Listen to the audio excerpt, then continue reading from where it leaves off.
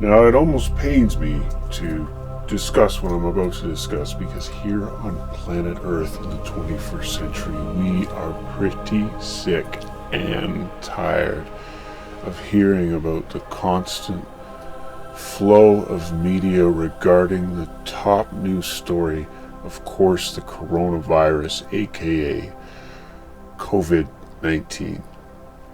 The world's in a state of quarantine. It's a strange place. We're doing a lot of social distancing, spending time at home, worried about the economy, worried about our jobs. We shouldn't be, because we're going to bounce back. We just have to deal with this thing in the best way we can. But everyone here on Earth has a different situation, a different set of shoes that they're walking in, and it is definitely harder for some than for others. I'm one of the lucky people who grew up in Canada, and there's a very organized and benevolent support system in place for Canadian citizens. We also have a big piece of real estate and a lot of space for social distancing. It's not like that in other countries. So I'm very thankful and grateful to be a Canadian. I hope as a world we'll get through this. And maybe in the future times, you will know better than myself. No maybe about it. You will definitely know better than I do what happened. What is about to happen, which I have no idea. We're hoping that the wave of this coronavirus breaks. It has taken a toll. It still is taking quite a death toll. There are thousands and thousands of people that die every day from coronavirus-related symptoms. And the reason being is it's very virulent. The virus itself is like a trained killer, a suicide bomber, really, because this virus needs a host to survive. So when it kills the host, the virus doesn't survive. However, during the time with the host shed a lot of duplicates of the virus. A lot.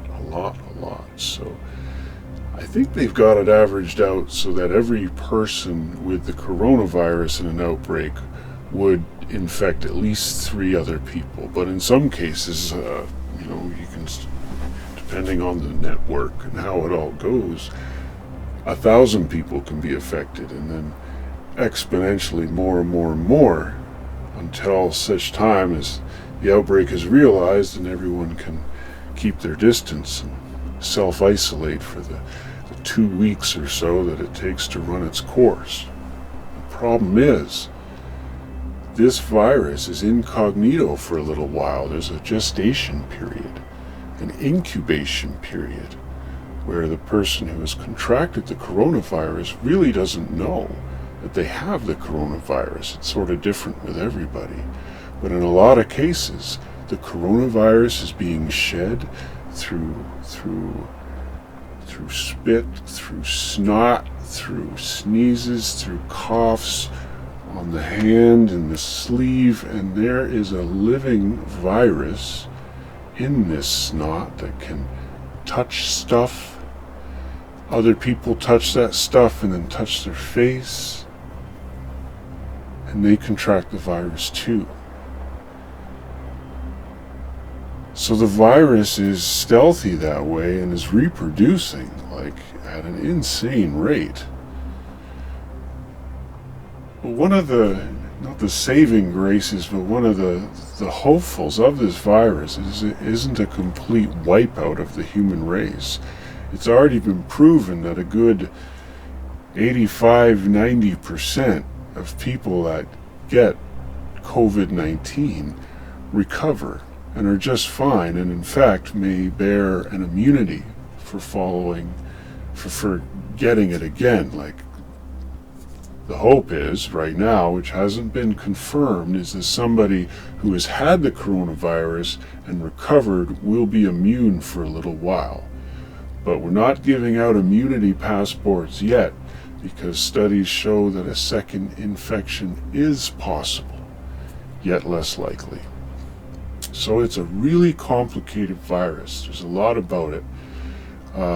There's people who think we should just let it wash over us and kill the old and the sick.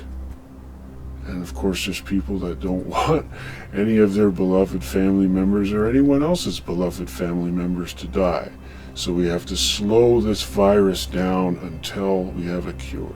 And that means we have to shut down the economy. All non-essential services have to be closed down. Everyone has to stay at home. We have to eradicate this virus via self-isolation. But we know eradication is impossible, but it would be less of a burden on the healthcare system if we let this wave of the coronavirus break extremely slowly. Because we're banking on treatment, we're banking on the discovery of a vaccine so that we can prevent getting this virus. But that's years in the future. So here in the now, it's a political issue. It's something we all have to talk about. We see it in the news all the time. We're trying to get away from it, but there's no getting away from it. It's out there, and we have to watch where we step. We can't hug strangers anymore. So that's where we're at, and of course there's a lot more to it than this. Well, hoping for the best, and if this should be my last transmission, it was great. We had a lot of fun here on planet Earth. So we'll see you tomorrow for something else.